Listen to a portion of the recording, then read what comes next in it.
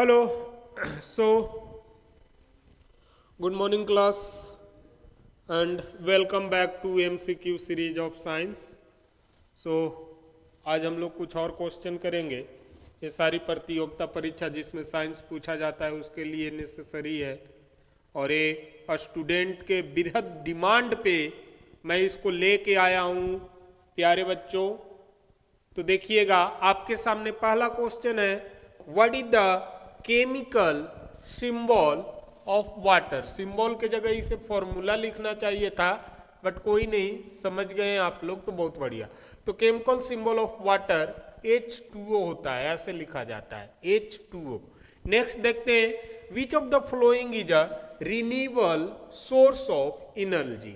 There be two source of energy on the basis of renewable, तो renewable और non renewable. ठीक है, non renewable. Renewable का मतलब क्या होता है? जो कभी खत्म नहीं हो, नेवर स्टॉप वर्किंग. और दूसरा क्या है? नॉन रिन्यूएबल क्या है? जो खत्म हो जाए, स्टॉप हो जाए. ओके ना, तो वो हो गया नॉन रिन्यूएबल. जैसे सनलाइट हमेशा आते रहेगा तो that is a renewable source of energy. और लकड़ी, वुड, ये खत्म हो जाएगा तो that is non renewable source of energy. So which of the flowing is a renewable source of energy. तो यहां पर एक आया विंड. तो रिन्यूएबल सोर्स ऑफ एनर्जी थोड़ा देख लीजिएगा. हाइड्रोलिक थिंग्स, ओके, जो पानी से होता है, वाटर बेस्ड, जो भी हाइड्रो डैम है सब. उसके बाद सन से होने वाला एनर्जी, उसके बाद टाइडल एनर्जी, उसके बाद आपका विंड एनर्जी, सिस्मिक एनर्जी. ये सारा किस टाइप का एनर्जी है बेटा? रिन्यूएबल सोर्स ऑफ एनर्जी है. अब अगला क्वेश्चन देखते हैं हम लोग.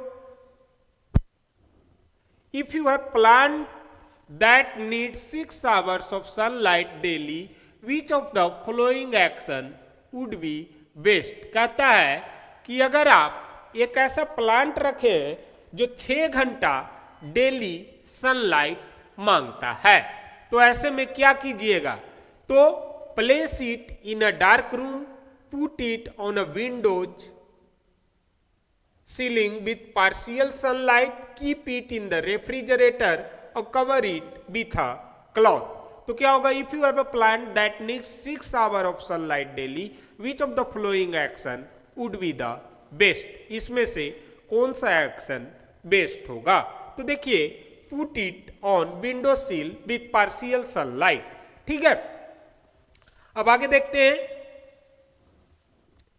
What is the primary difference between an element and a compound? Difference between an element and compound. तो हमेशा याद रखिएगा बेटा, एलिमेंट सिंगल होता है जबकि कंपाउंड मिंगल हो जाएगा, मतलब सिंगल से ज्यादा. तो 2 और मोर देन 2. ओके ना. तो elements can not be broken down into simpler substances while compounds can. Elements are made up of molecules while compounds are not. Elements are always gases. ये पूरा का पूरा गलत है. Elements are always gases पूरा गलत है. Elements contain 2 or more different atoms while compound contain, ये उल्टा लिख दिया है तो ये भी गलत है. अब आपके सामने 2 ऑप्शन बचा है.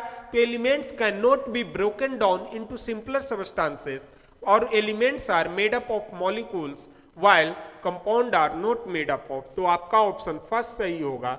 ये दोनों मेड अप होते हैं मॉलिक्यूल के. तो elements can not be broken down into simpler substances while compounds can. And compounds break होके सिंपलर, जैसे वाटर को मैं देखता हूं तो H2O हमारा कंपाउंड है तो ब्रेक होके हाइड्रोजन प्लस ऑक्सीजन बन जाएगा. लेकिन एलिमेंट अगर ऑक्सीजन को ही देखता हूं तो ये ब्रेक होके कुछ नहीं बनेगा. ठीक है, सेम मॉलिक्यूल देगा. तो इसीलिए आपका आंसर हो गया, elements can not be broken down into simpler substances while compounds can. Next देखते हैं, बेस्ड ऑन द प्रॉपर्टीज. यहां पर रेफ्रिजरेटेंट गैस के बारे में दिया हुआ है. ठीक है ना.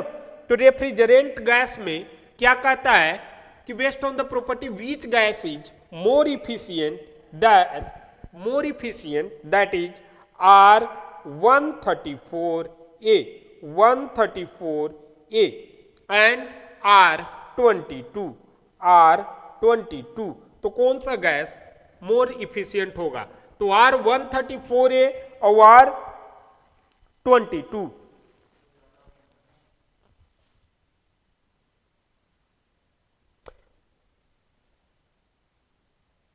तो देखिए R34A जो होता है इतना तो पता है कि ये लो प्रेशर होता है, हाइयर नंबर रहेगा तो लोअर प्रेशर, और ये लोअर नंबर है तो हाइयर प्रेशर गैस होता है, हाई प्रेशर गैस होता है।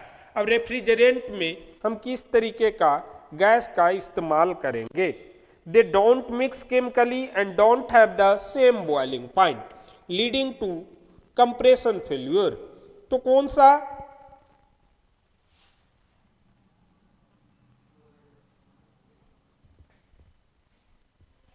कौन सा हम इसमें यूज करेंगे? तो हाइयर प्रेशर का गैस को यूज करते हैं और R22 बेस्ट ऑप्शन यहां से आएगा। नेक्स्ट देखते हैं, design an experiment to test the effect of sunlight on plant growth.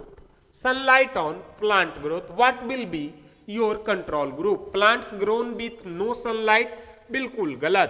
Plants grown in full sunlight with only artificial sunlight, only लग गया तो कैंसिल कीजिए। Plants grown in various light condition, तो ये आपका मोस्ट सुटेबल आंसर होगा, plants grown in various light condition. आगे देखते हैं, what is the power house of the cell? Nucleus, mitochondria, ribosome, endoplasmic reticulum. तो भैया mitochondria is called the power house of the cell. आगे देखते हैं, why does ice floats on the water? Why does ice floats on the water? तो कोई भी चीज कब फ्लोट करता है भैया? जब वाटर से लेस डेंसिटी हो फ्लोट करने वाला ऑब्जेक्ट का। तो ice has the less density than the water, तो because it is less dense than water, तो ऑप्शन बी करेक्ट हो जाएगा। नेक्स्ट देखते हैं, if a scientist wanted to study the effect of temperature on enzyme activity, effect of temperature on enzyme activity, तो which variable should they control? तो effect of temperature on enzyme activity में enzyme concentration करना चाहिए। Effect of temperature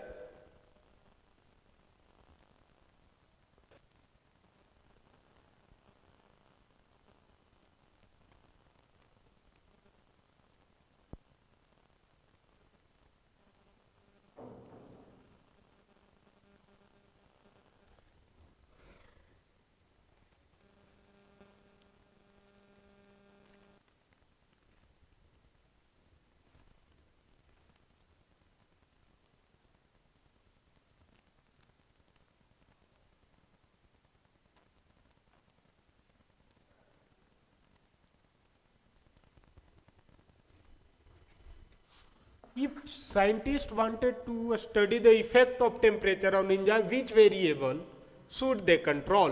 तो भाई temperature बढ़ाओगे तो activity क्या हो जाती है? बढ़ जाती है। टेम्परेचर घटाओगे तो लो रहेगा, तो टेम्परेचर शुड बी कंट्रोल। ये भी नहीं होगा, ये भी नहीं होगा, ये भी नहीं होगा। नेक्स्ट है, compare the properties of gases and liquids, which statement is true? Gases and liquid के बारे में पूछ रहा है। तो गैसेस, इसका ना डिफिनिट कुछ भी नहीं होता है, सब इनडिफिनिट होता है गैसेस का, तो नो डिफिनिट। लिक्विड में एक डिफिनिट एक इनडिफिनिट, तो गैसेस है डिफिनिट शेप, गलत, डिफिनिट कुछ भी नहीं होता है। Gases occupy more space than liquid under the same temperature, gases है डिफिनिट वॉल्यूम, डिफिनिट कुछ भी नहीं होता है इसका, ठीक है। तो डिफिनिट, अब बचा दो चीजें, gases are incompressible while liquids are compressible fluid और नॉन कंप्रेसिबल फ्लूइड के बारे में आप लोग पढ़े होंगे। एक क्या कहता है, gases occupied more space than liquids under the same temperature. तो गैसेस क्या होता है? कंप्रेसिबल होता है, तो लिक्विफाइड नेचुरल गैस, तो gases are incompressible by liquids are not. ये गलत है ना, लिक्विड्स भी कंप्रेसिबल होता है, तभी तो लिक्विफाइड नेचुरल गैस एलएनजी बनता है। ठीक है, तो लिक्विड्स आर नॉट इनकम्प्रेसिबल, तो कैसा हुआ कंप्रेसिबल, और गैसेस कैसा है इनकम्प्रेसिबल, तो option B is correct answer. आगे देखते हैं, considering the impact of carbon emission which is the better option for reducing air pollution. तो switching to using more fossil fuel बिल्कुल नहीं, लकड़ी कोयला जलाओगे तो पॉल्यूशन होगा ही होगा। इंक्रीजिंग कोल प्रोडक्शन बिल्कुल नहीं, कोयला से प्रोडक्शन होगा। बर्निंग मोर नेचुरल गैस और स्विचिंग टू इलेक्ट्रिक व्हीकल, सबसे बढ़िया कौन होगा, तो reducing air pollution, air pollution के लिए switching to electrical vehicle better option हो जाएगा। ठीक है, आगे देखते हैं, how do you design a product to help reduce plastic waste. तो बाय यूजिंग बायोडिग्रेडेबल मटेरियल, ये कुछ हद तक सही है, जो सड़ जाए गल जाए वैसा चीज का इस्तेमाल। बाय यूजिंग मोर प्लास्टिक खत्म, bye promoting single use item, ये थोड़ा सा सिंगल यूज आइटम भी है, तो मान लिया जाए प्लास्टिक सिंगल यूज आइटम है, एक बार यूज करेंगे और प्लास्टिक फिर दोबारा यूज नहीं हो, जस्ट लाइक सिंगल सिरिंज, तो उसको रिसाइकल जब तक नहीं करेंगे तो ये प्रोडक्शन नहीं प्रमोट होगा, तो ये भी मुझे सुटेबल नहीं लगा। By using toxic chemical, toxic chemical में तो आदमी बेहोश हो जाएगा पी के ही सूंघ के ही, तो वो नहीं होगा, तो there be only first option by using biodegradable materials. Next question देखते हैं, what is the process by which plants convert sunlight into energy. तो इसको भैया कल वाले में भी कराया था, कल वाले एमसीक्यू, जो बच्चे नहीं देखे होंगे जाके देख लीजिएगा, और कल वाले एमसीक्यू के अनुसार इसका नाम हुआ फोटोसिंथेसिस। ठीक है, गाना सुने ही होंगे, घींच मेरी फोटो घींच घींच, पकड़ के घींच या बिना पकड़े घींच, ठीक है ना, तो उसी से यहां नाम आ गया फोटोसिंथेसिस। अब आगे देखते हैं, what is the main function of white blood, WBC, WBC का काम क्या है in the human body, fight infection, बीमारियों से लड़ना किसका काम है, डब्ल्यूबीसी का काम है। अब ये बीसीएमसी में तुम लोग मत फंस जाना, आगे यहां क्वेश्चन करना। ठीक है, आगे देखते हैं, if a farmer uses nitrogen based fertiliser, nitrogen based fertiliser, urea, urea में भी नाइट्रोजन होता है, तो नाइट्रोजन बेस्ड फर्टिलाइजर, ठीक है ना। What effect will this have on soil health, तो it will improve soil quality, it will increase soil acidity, it will lead to soil erosion, it will promote biodiversity। अगर nitrogen based fertiliser ज्यादा से ज्यादा use होगा भैया, तो क्या होगा कि बायोडाइवर्सिटी नहीं, इनफर्टिलिटी बढ़ जाता है जानवरों में या जो चीजों में, तो उसमें नपुंसकता जब आएगी तो प्रमोट बायोडाइवर्सिटी गलत हो जाएगा। ठीक है, नेक्स्ट सॉइल क्वालिटी, ये भी गलत हो गया। अब इंक्रीज सॉइल एसिडिटी और it will lead to soil erosion, soil erosion force type का चीज लगना चाहिए, कोई फोर्स लगेगा तब होगा। ठीक है, तो यहां पर एक चीज बचा, it will increase soil acidity, जैसे मान लिया जाए विंड, विंड फोर्स लाके आता है ना, हवा का बहाव, तब इरोजन होता है, तो एक ही ऑप्शन बचा, it will increase soil acidity. अगला क्वेश्चन देखिएगा, अगला क्वेश्चन क्या है, what are the difference between a prokaryotic cell and eukaryotic cell. Favourite question है, और ये क्वेश्चन भगवान न करे कि कभी दोबारा पूछे, लेकिन फिर भी आप बताइए, what is a difference between prokaryotic cell and eukaryotic cell, क्या होगा prokaryotic cell and eukaryotic cell. तो prokaryotic cell have a nucleus while eukaryotic cells do not. Eukaryotic cell are larger and more complex than prokaryotic cell. Prokaryotic cell have organelles while eukaryotic cells do not. Both types of cell are identical. तो सबसे पहले इसको काट दीजिए, दोनों same cell identical नहीं होते, दोनों की प्रॉपर्टी अलग अलग होती है। तो प्रोकैरियोटिक एंड यूकैरियोटिक सेल क्या होगा जी,